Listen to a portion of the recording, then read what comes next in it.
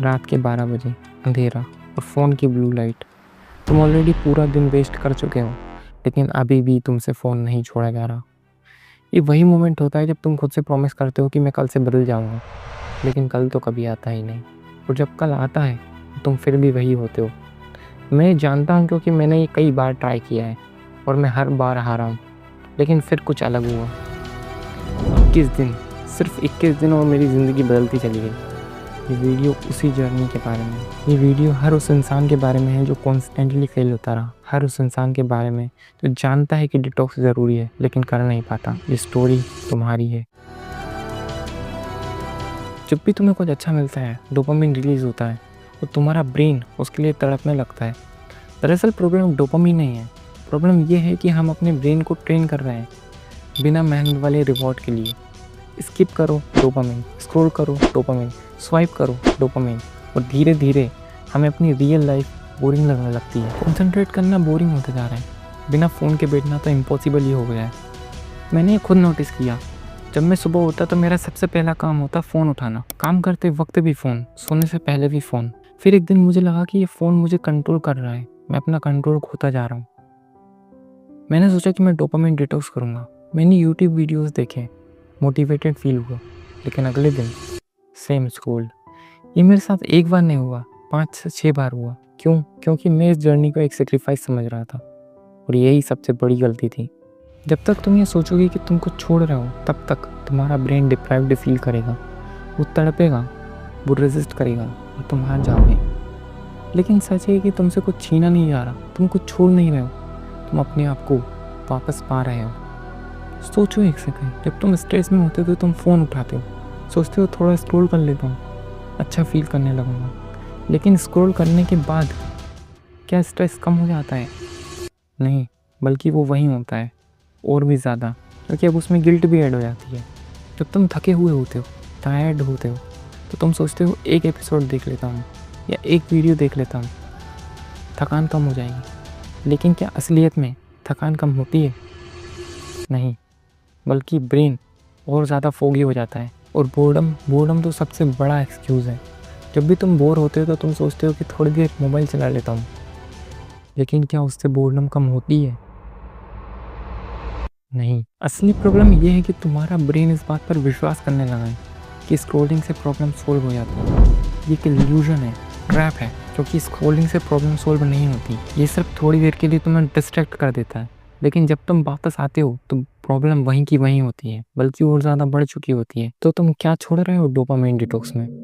Stress relief, relaxation, या फिर कुछ और? खुद को धोखा देना बंद करो। तुम एक रिल्यूशन से बाहर आ रहे हो, एक जेल छोड़ रहे हो। और जब तुम ये बात समझ जाते हो, तो ये जर्नी एक सेक्रीफाइस नहीं होती, बल्कि फ्रीडम बन जाती है। ये जर्नी ईजी हो जाती है, क्योंकि छोड़ने के लिए कुछ है ही नहीं और पाने के लिए सब कुछ है। तुम्हारा फोकस, कॉन्फिडेंस, क्लैरिटी, पीस, और सबसे इम्पोर्टेंट तुम्हारी आज़ादी।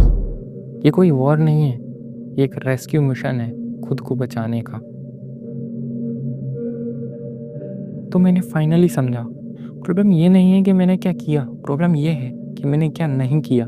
डोपामिन डिटॉक्स सिर्फ फ़ोन मत यूज़ करो नहीं है, यह है कंसिस्टेंटली कठिन काम करना, डिस्कम्फर्ट को अपना टीचर बनाना। मैंने स्टार्ट किया सिंपल टास्क से, बस फ़ोन नहीं उठाऊंगा। पहले 2-3 दिन टफ थे, मेरे हाथ फ़ोन के लिए तड़प रहे थे, लेकिन मैंने रजिस्ट किया। जिस दिन अर्जेस ज़्यादा हो जाती मैं वॉकिंग पे बाहर निकल जाता, बिना ईयरफोन, बिना म्यूज़िक के। पहले बोरिंग लगा, लेकिन फिर मैं महसूस करने लगा हवा को, बर्ड्स के साउंड्स को, अपने थॉट्स को देखने लगा। फिर जर्नलिंग शुरू की, कुछ भी रैंडम थॉट्स लिखने लगा।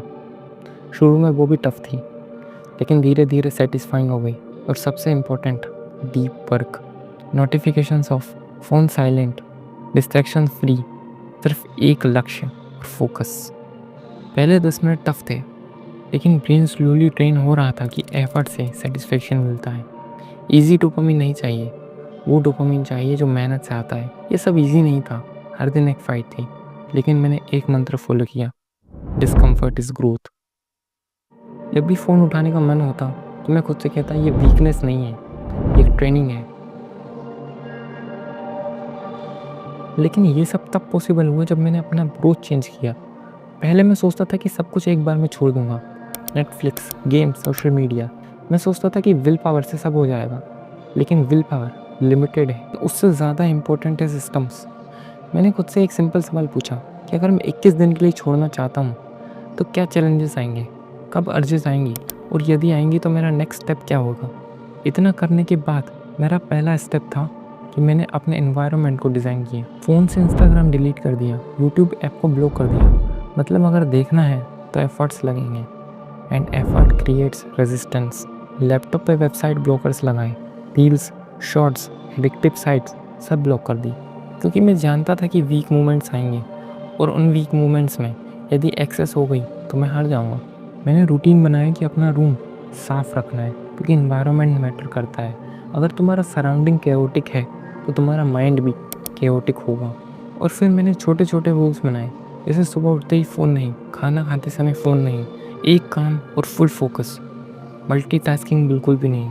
अगर बोरिंग लगे तो भागना नहीं, फील करना। और दिन कंप्लीट होने के बाद कैलेंडर में उस डे को टिक करना। 21 डेज 21 टिक्स, चीटिंग नहीं, एक्सक्यूजेस नहीं। और सबसे इम्पोर्टेंट, इस बार मैंने अपने साथ काइंडनेस रखी। पहले मैं स्लिप हो जाता तो मैं मान लेता कि फ़ेल हो चुका हूँ, लेकिन इस बार यदि मैं फ़ेल हो भी जाता तो इमीडिएट नेक्स्ट सेकंड में रीस्टार्ट करता। ये वर्ड रीस्टार्ट बहुत पावरफुल है। हर दिन एक रीस्टार्ट है, हर मोमेंट एक रीस्टार्ट है। जब तुम चाहो एक नई शुरुआत कर सकते हो। और ये 21 दिन सिर्फ एक एक्सपेरिमेंट था। मैं प्रूफ करना चाहता था कि मैं कैपेबल हूँ, मैं कंट्रोल कर सकता हूँ, और मैंने यही किया। तो ये थी मेरी जर्नी। 21 डेज़ के बाद मैं वो नहीं था जो डे 1 पे था। डे 1 पे मैं रेस्टलेस था, डिस्ट्रैक्टेड था, फ़ोन के बिना अधूरा था। लेकिन डे 21 पे मैं पूरी तरीके से फोकस्ड था और फ़ोन के बिना भी कंप्लीट था। और सबसे महत्वपूर्ण, मैं खुद के साथ बैठ सकता था। अगर तुम भी इस साइकिल में फंसे हो और तुम भी बार बार ट्राई कर रहे हो, तुम इस बात को याद रखो, तुम वीक नहीं हो, तुम्हें बस रीस्टार्ट करना है। एक दिन नहीं बदलेगा तुम, लेकिन यदि तुम ये 21 दिन फॉलो कर लेते हो तो तुम खुद अपना जीवन बदलते हुए देखोगे। अगर तुम्हें ये वीडियो रिलेटेबल लगा है और अगर तुम्हें ये लगा है कि तुम भी ये कर सकते हो, तो कमेंट में रीस्टार्ट ज़रूर टाइप करो और आज से इसी वक्त से शुरू करो। यही ज़ेनाराइज़ की शुरुआत है, जब तुम खुद को समझना शुरू करते हो।